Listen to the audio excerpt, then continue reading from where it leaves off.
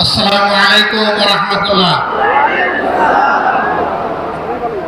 আলহামদুলিল্লাহ রাব্বিল আলামিন ওয়াসসালাতু ওয়াসসালামু আলা রাসূলিল কারীম ওয়া আলা আলিহি ওয়া সাহবিহি ওয়া আহলি বাইতি আজমাইন।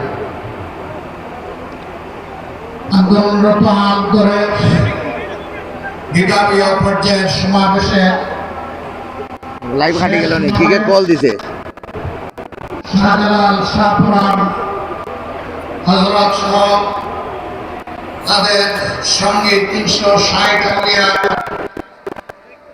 পুণ্যস্মৃতি বিজড়িত এই সিলেটের ইতিহাসে আলিয়া মাদ্রাসায় অনুষ্ঠিত হচ্ছে।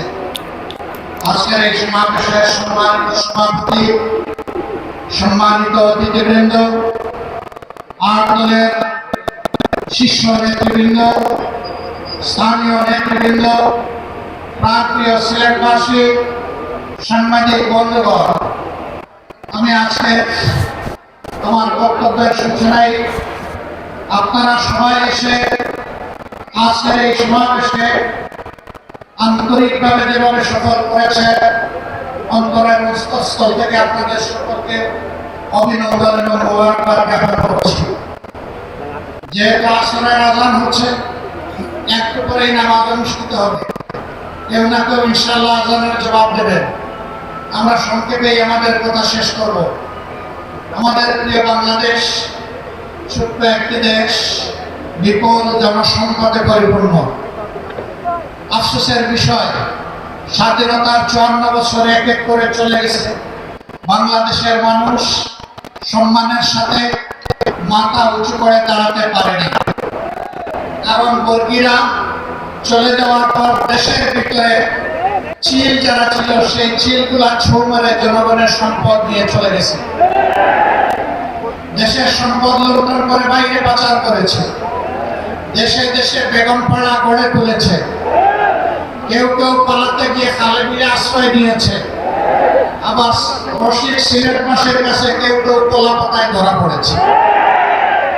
কিভাবে অপকর্মের দায় নিয়ে ফ্যাসিস্টরা বাংলাদেশ থেকে পালিয়েছে, কিন্তু ফ্যাসিজমের কালো ছায়া বাংলাদেশ থেকে যায়নি। একদল যে অপকর্ম করে চলে গিয়েছে, আরেক দল বাংলাদেশে সেই অপকর্মের দায়িত্ব নিয়েছে। একদল চাঁদাবাজি করার কারণে জনগণের ঘৃণা কুড়িয়েছে, আরেক দল আবার তার চাইতে বেশি শক্তি দিয়ে চাঁদাবাজিতে নেমে পড়েছে। একদল দখলদার বলতে গিয়ে জনগণ তাদেরকে প্রত্যাখ্যান করেছে, আরেক দল বেপরোয়া দখলদার হয়ে উঠেছে।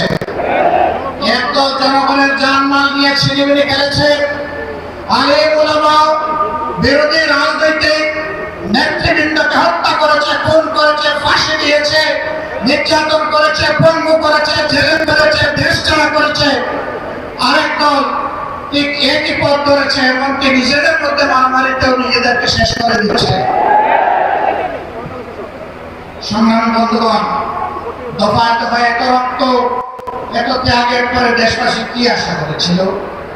দেশবাসী আশা করেছিল অতীতের অপকর্মের যে পরিণতি, এটা থেকে শিক্ষা নিয়ে রাজনীতিবিদরা নতুন রাজনীতি শুরু করবে। কিন্তু আমরা দুঃখের সাথে দেখতে পাচ্ছি, একদল সেই পুরাতন ধারায় পড়ে আছে। তারা কোনো সংস্কারে রাজি না, তারা সমাজ বাস্তবায়নে রাজি না, তারা গণভোটেও প্রথমে রাজি ছিল না, তারপরে ঢাকায় ঢুকে সেই গণভোটে একদিনেই হতে হবে তা তারা বাধ্য করেছে সরকারকে। এখন আবার কোথাও কোথাও আমরা ভিন্ন সুর শুনতে পাচ্ছি, যারা এতদিন নির্বাচনের জন্য নির্বাচন করে জনগণকে বেহুশ করে তুলেছিল, এখন তারা ভিন্ন সুরে কেউ কেউ কথা বলতে শুরু করেছে। এ লক্ষণ ভালো নয়।